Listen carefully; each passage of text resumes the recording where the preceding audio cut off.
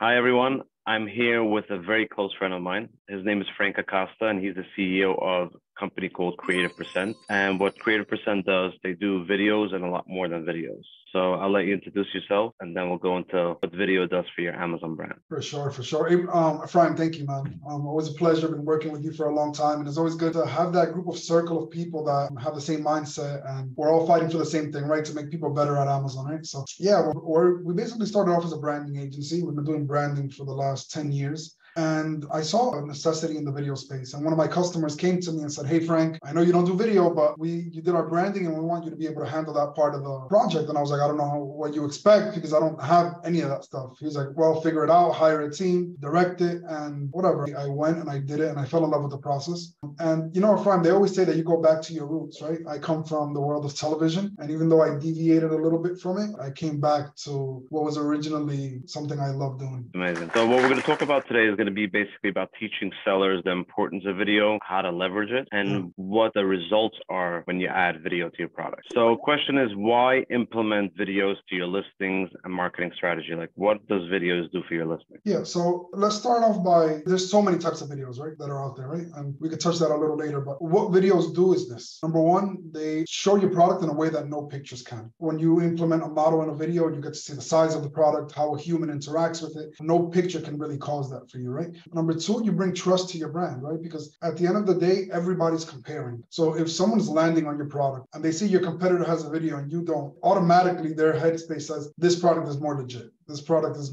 something more real, something more tangible, right? So I've quickly realized that videos, number one, they give you authority because it shows that the brand is very well represented. Number two, it builds trust. And number three, it relies information so much better, right? So you ever heard the term that a picture says 1,000 words, right? Video does 10x. And when you're able to build that, when you're able to have your brand be represented with authority, it becomes an easier attraction to a buyer. Got it. Yeah, and it builds a lot of legitimacy. Like I say, trust, big deal. And like you could actually feel and see how you would utilize that product when you're looking for that product. It makes a lot of sense. So what methods do you suggest for creating videos? Like doing it yourself, hiring a freelancer, an agency like you? Like, what's the difference between like somebody just taking just a video of their phone, playing around with it, versus hiring a freelancer or someone that's like an expert like you understands an Amazon listing? My advice is have a video, period. Whatever level you're on, and you can always progress that video, right? Some people, I understand, will have a budget for a whole production crew. Go get a user-generated content, right? Like there's apps for that where you could hire an influencer to go and do a video about your product and they talk about it. That doesn't cost that much. I would say that's the first option. If you're at a place where you can't afford video, start with the lower option and gradually move your way up, right? So I think there's three approaches. One, that you try to get an influencer, have them go and create the content for you. Number two, you hire a videographer and you're there in the production shoot and you're there guiding him, telling him what to do, telling him what your brand is. And though that video could come out great, depending on how much work you put into it. But as we all know, right, like getting into an industry where you have zero experience doesn't always come out good. And the third option is hiring an expert, right? The difference between an expert and a design and a freelance videographer is that the expert is going to walk hand on hand with you. Like when our customers come to us, they really just give us the listing and that's it. They're not involved in creative. They're not involved in planning and grabbing the right angles. They don't understand video, right? So when you hire an expert, we're able to portray the brand in a way that the person that's looking at the product wants to buy the product. We make them feel engaged with the product. We make them want to be the person in the video, right? So when you're able to do that, and you're able to create that attention grabber, is most likely, there's studies that show that 75% of people that watch the video made a purchase after watching the video. So studies back it up. Oh, that's amazing. Can you like share any like interesting projects that you did that just like guy had a brand, good listing, and then that just video, just like you say, like video regardless 10x is what an image does, but like really like a success story where like it just like starts flying off the shelves, selling on Amazon much better because that video really told the story? Yeah. So I have a few. The one that resonates the most was a customer that he was doing well on Amazon and he was just like, that's it. I need to bring this to the next level. He came to us, he came strong. He came with 20 videos. We've easily done over 115 videos for them to date. And I remember the first product that they had that was very successful. It saw a 42% increase in 30 days. Now, though, I don't want nobody to hold me to this, right? Like, oh, I'm going to get a video because I'm going to get 42%. Everybody's story is different. Every product is different. But the fact that they were able to give their customers an idea of how the product worked so much better. And not only did the sales go up, return rates decreased a lot, right? So, sometimes it's a simple mistake that people don't know how to use a product. We hear these nightmares over and over again of people returning a product, giving a bad review just because they didn't know where the on button was, right? And video really elevates the product and explains it in so many ways. Yeah, I've seen 42%. I've never seen a listing where a video doesn't complement it and raise it some type of percentage. Yeah, it definitely tells the story of a product, and especially today's shoppers.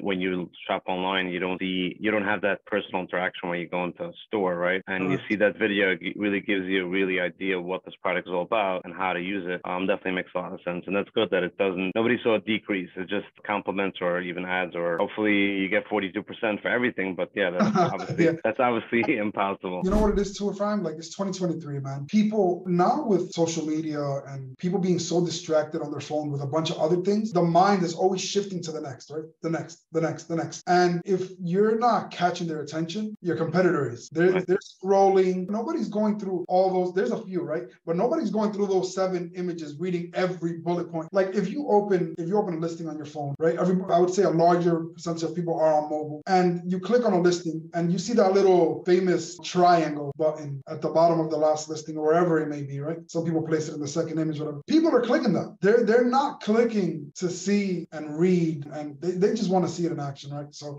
I think that your customers deserve that, man. If you're about it, your customers deserve your products to have videos. Me, myself, like when I shop on Amazon, and I shop very often on Amazon, always, if there's a video on the product, I always look at the video. I just want to understand what this product is all about, if it's exactly what I need. Then obviously I look at reviews after that, but video is definitely a big factor of making my decision. We want to see the quality of the product, right? Sometimes you can't hold it, you can't touch it. At least you can see it in a video, it gives you an idea what it is. But that's really interesting. What do you do I know you do a lot of product videos on Amazon, but I'm sure you have customers that use you for videos for social media. So people do on Instagram, Reels, Stories, TikTok, they use a lot of that, because that's where also it's a great place to pull your product to Amazon. Yeah, so I think our videos aren't necessarily made for Amazon. It's just the industry that I cater to. But a lot of my customers run Facebook ads with the same video. Sometimes they got to shorten it. I have seen customers create stories out of it and create reels out of the content, right? The content is yours. So there's so many ways to implement it. I see people making GIFs. I see people adding it to their A+ content. There's just the video is the video. It's not necessarily made only for Amazon. It's a product video. Got it. What would you tell an Amazon seller? They start out, like we spoke about earlier, there's multiple different types of videos: freelancer, do it yourself, use an agency like you that's an expert. But how would you tell a customer, there's, like you said, there's multiple different types of videos, right? There's videos where you have lifestyle, you have different product videos. How do you basically educate your customer, hey, for your product, you need a lifestyle video? Or I don't know all the terms, if you could explain what the different types of videos people do for products. Yeah, so there's a brand video, there's explainer videos, there are user-generated content videos, there are lifestyle videos. To me, lifestyle is king, but some products are just so detailed that you need to explain the product in detail, right? So it's more necessary to have an explainer video of the product versus just somebody using it. Everybody wants to get to the fun part, right? But the reality is that if your product is a little more complicated than others, then you need to really show that, right? So for example, I did a video for an electrical scooter, right? But it had so many features in it that I couldn't skip the process of starting it and what the features were and how to use it. So I had to start with that. And then I ended up with a lifestyle video towards the end where the person's enjoying it and using it. But now let's talk about a water bottle. Nobody's interested in knowing the exact detail of everything in that water bottle. They just want to see the video. They want to see somebody enjoying the product. They want to see how long it could stay cold, how long it could stay hot, right? And I think everything matters when it started, right? So these insulated water bottles, which are so famous and everybody loves. At one point, I remember when I first had access to one of those cups, and I remember putting cold water overnight. I woke up and I drank the water and it was still cold, and I was like, yo, magic happened, right? And it was like, wow, I can't believe that this is a thing. And you were excited about it, and and now it's like you expect every water bottle to have that, right? So maybe at one point it was necessary to explain it. Right now, every water bottle is insulated. They all last 24 hours cold, all last 12 hours hot. We already know the drift. At this point, you don't have to tell me that. Show it to me in an an amazing lifestyle. Show me people enjoying it. It's all about the timing, right? If you're bringing a new product that no one knows about, explain it. If you're creating a milk frother, guess what? There's 2,000 other sellers selling milk frothers. Everyone already knows what it does. Make it fun and make it interactive, so they choose yours. Yeah, it makes a lot of sense. Basically, it really depends what the product is and how you want to showcase it and how you. And the timing is so important, right? Like, milk frothers were a huge boom, let's say a year ago or a year and a half. And they're still selling like crazy, Right. But it was like a cool thing that everybody wanted, right? So at that time, you leverage and you go and you show how you can make all different types of coffees. You explain the tech behind it, what's working on it. But now it's like everybody knows what it does. Everybody owns a milk frother. Show me one that looks cool, that looks nicer, that has an attractive feel and vibe to it, and I'll most likely buy that one. Got it. That's amazing. What's next for Creative Percent? Like, are you going into branding or are you sticking to video? Like, what's next on the agenda for Frank Acosta? Yeah, good question. Look, I love branding. It's something that I believe branding is something you either naturally have it or you don't, right? I've learned throughout life that designers, you could teach them 100 ways to use Photoshop. If they don't have that in them, if they're not a naturally born creative, it's very hard to implement something natural, right? So branding is always in me. I do take on a few projects a year on a personal level just to keep my thing Creativity. going. Yeah, right, to keep it. And so I'll take on a few a year, very, not even a handful, right? But growing video is what I'm scaling now, what I'm focused on now. We've updated all our equipment. We're just passionate about it, man. Amazing. We have a podcast coming up soon, which is going to be also part of the whole. Right. Yeah, I know for myself, it's like when you hire a company like yours or like branding expert, it's like if they're not living and breathing your company, if they're not sitting with you for 10, 12 hours